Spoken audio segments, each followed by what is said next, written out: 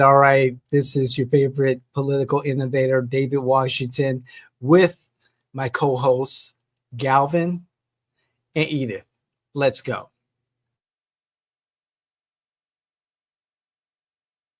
Okay, so Orange County, Florida, they've finally done it. Drawn the lines for their political future. Yeah, after a really contentious process, lots of meetings, local maneuvering. Intense stuff. And the Board of County Commissioners, they made the call. Adopted Map 7B. That's right. The People's Map, as some called it. Yeah. It passed 5-2 pretty decisively on October 14th. A big local moment, definitely. It is, but we have to see the bigger picture here. This local win, this whole effort for, equitable representation, it's happening right as there's this huge national legal fight going on. You mean the Voting Rights Act challenges? Exactly. The very way Map 7B was drawn could be challenged, maybe even overturned by the Supreme Court before anyone new even gets elected under it. Wow. Okay, so that's our deep dive today then. We're looking at how this local map, which came from a really narrow voter mandate. Yeah, barely passed. How it's now, immediately threatened by what's happening at the federal level. Right. Let's start with that local win, though. The whole thing kicked off because voters in November 2024 said yes to expanding the commission. From 6 districts to 8 single-member districts. And like you said, that vote itself was super close, 50.85%. That tells you how divided things were from the start. Because expanding meant trying to get better minority representation. Which inherently means you're splitting up old power structures. Someone's ox is getting gored, politically speaking. And that tension, that splitting, really defined the whole map fight, didn't it? It basically came down to 2 choices. Map 1A versus Map 7B. That's right. And it wasn't just about lines on a map. It was a clash of philosophies. Should districts group people by, say, shared economic interests or by shared identity and history? Let's unpack that. The Winter Park dilemma, as you called it. Yeah, Map 1A. That was pushed hard by the leadership in Winter Park. The mayor, DSEO, city managers. What was their argument? They said Winter Park shares urban priorities with places like Maitland and, importantly, Eatonville. Things like traffic, density, using Sunrail. So, group them together. Makes sense for tackling those issues, they argued. Okay, from a sort of municipal planning perspective. Right. But the folks backing Map 7B saw that grouping very differently. Okay. They worried that putting affluent, politically powerful Winter Park in the same district as historically Black communities like Eatonville or Pine Hills would mean Winter Park's interests would just dominate. Drown out the specific needs of those other communities.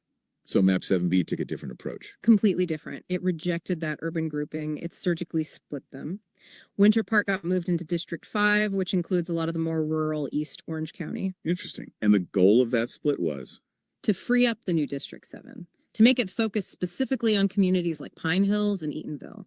Give them dedicated representation, a chance to elect someone focused solely on their needs without having to compete with Winter Park's financial clout and political machine. So preventing the overshadowing you mentioned? Exactly. It was about giving those historically marginalized communities, especially Pine Hills, a clear, concentrated voice, prioritizing that over the urban efficiency argument. So Map 7B wasn't just lines. It was a deliberate move to try and realign political power. Absolutely deliberate. And, on paper, technically, it worked. How so? Met the legal tests. Perfectly. The big one, 1 person, 1 vote, it nailed that. The population difference between districts was only 8.36%. The legal limit is 10%, so well within bounds. Okay. And it delivered on the equity goals. The whole point of expanding the commission, remember, the final map created 2 districts where Black voters are the largest group. Plurality, not majority necessarily. Right, plurality, the largest single group. And 3 districts where Hispanic voters are the largest group. Okay, let's pause on that because this is crucial for the legal stuff later. Mm-hmm. Plurality means they have the best shot at electing their candidate of choice, even if they aren't over 50% of the voters. Precisely. It's a standard tool under the Voting Rights Act to prevent what's called vote dilution, where a minority group's voting power is weakened by spreading them out or packing them too tightly. Map 7B was explicitly designed to prevent that. A targeted effort. Very targeted, to make sure those voices have a real chance. Okay, so locally, it looks like a success story, right? Right. They followed the mandate, drew compliant lines, aimed for equity. Seems like it. But the public conversation around this, it was full of really emotional claims about being disenfranchised. How does that square? The apathy paradox. It's a real thing. You hear these powerful stories in the commission meetings. Like, I remember reading about a resident from the woodlands of Windermere saying confusing boundary changes meant she couldn't vote or felt she couldn't in 2022 and 2024. That feeling of being excluded by the system is real and damaging. Absolutely. But then you look at the data. And it's a different story. The advisory committee members themselves pointed this out. The passion inside the chamber doesn't reflect the reality outside. Most people in Orange County, they don't know their district number. They don't know their commissioner's name. So is the problem the lines on the map, or is it just people aren't engaged? It's a crisis of engagement, really. If people aren't participating, does redrawing the lines perfectly even achieve the goal? Does it matter if no one shows up to vote? And we have hard numbers on that lack of engagement. We do. That recent special election you mentioned earlier, Senator-elect Bracy Davis, Representative-elect Young, turnout was under 9%. Less than 1 in 10 eligible voters. Wow. Yeah.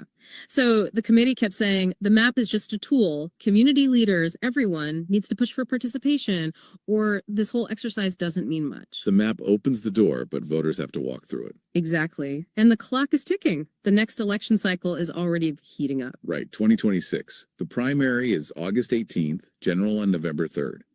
These new districts get tested right away. And candidates are already lining up. We're seeing filings from people like Mara Ure, Chris Messina, Tiffany Moore Russell, plus lots of county judge races, other commission seats. It's a busy ballot.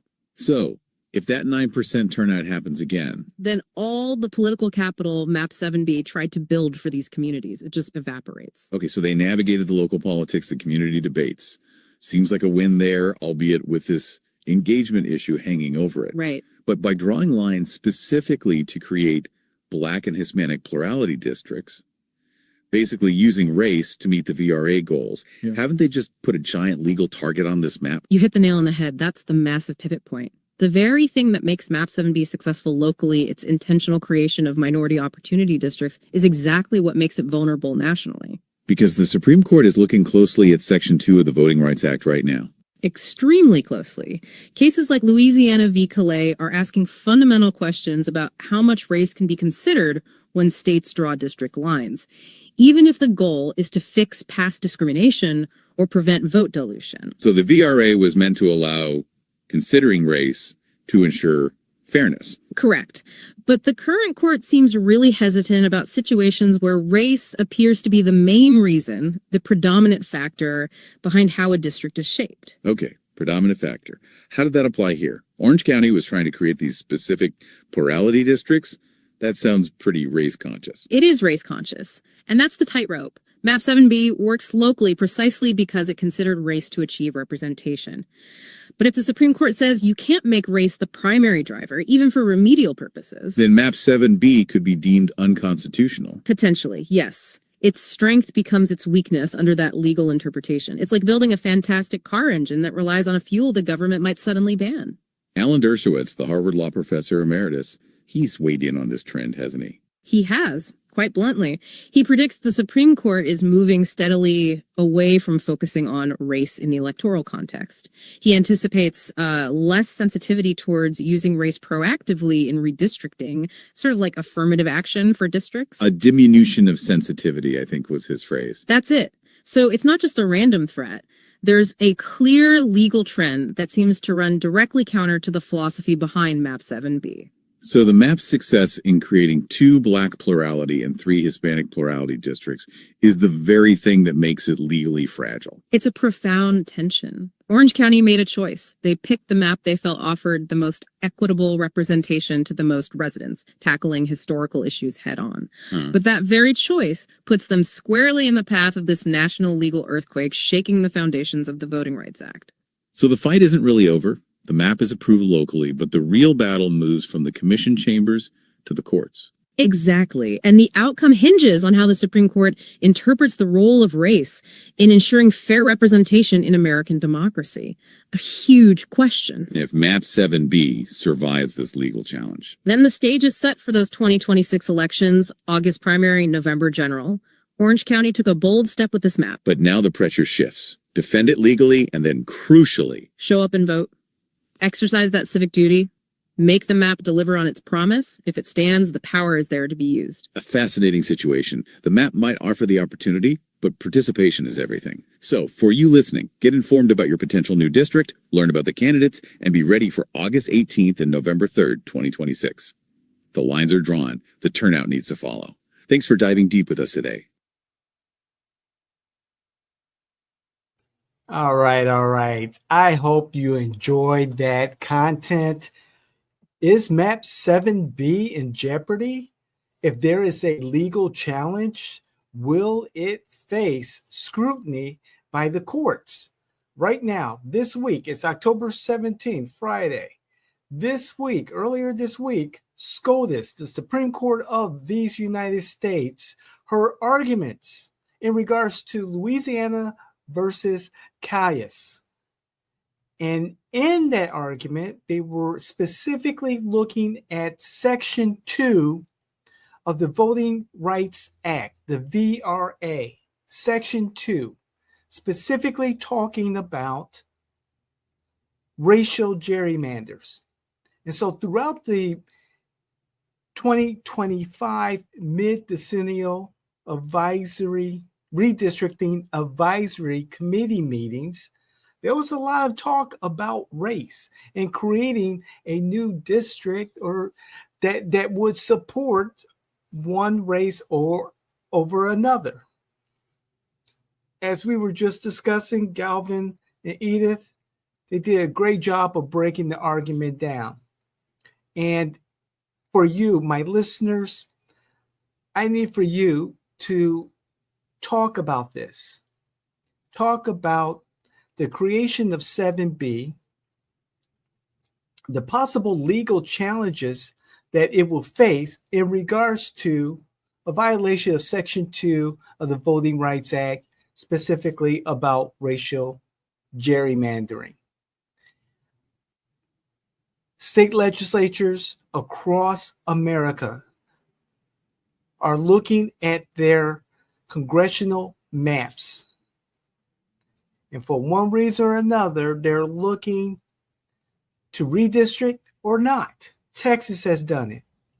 California has a ballot initiative to do so. Illinois is looking at the possibility. Indiana. And of course, here in Florida, there's a committee.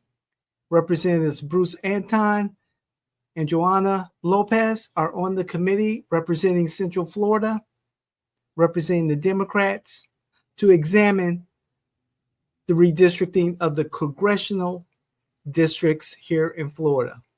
Will that trickle down to the county commission, to the state legislature, state senate, school board? The coming days, weeks, months will determine that. I can tell you one thing, the election cycle 2026 is going to be something that we've never seen or haven't seen in so long time ago. However, I need to know what you're thinking. I want to hear your comments. Let me know. Please make your comments in the comment section. Let's have a civil, tactful, respectful conversation about the facts. There are a lot of things out there. There's a lot to discuss. I want to hear from the lawyer community, the attorney community, the legal community. Let me know what you think. And let's have a civic conversation, a civil conversation based on the facts. So again, let those family members, those friends, those influencers that you know, candidates, electeds, please share this content with them or with anyone that you think this will be beneficial to them. And don't forget, you got to check out our other platforms on the Jane Washington Network. We've got our newest podcast, The Fernandez Legacy, featuring former Orange County Commissioner Mildred Fernandez, a conservative political with a long-standing history here in Orange County, former IBM executive, commissioner, mother, daughter, grandmother, civic hero, and, unfortunately, once incarcerated.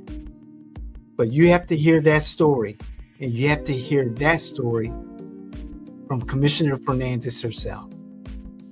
And don't forget, we've got From the Margins with my liberal hero, James Afine. Check that out every week. He's back from vacation. New episode dropped today, Friday, October 17th. Check it out. It's already popping. Don't forget the David Washington Show, what you're listening to right now. And then we did a special episode of Battlefield Correspondent, wrapping up the mid-decennial Redistricting Advisory Committee final decision by the Orange County Commission to approve Map 7B. Check that out also. Ground Zero Florida, our flagship podcast.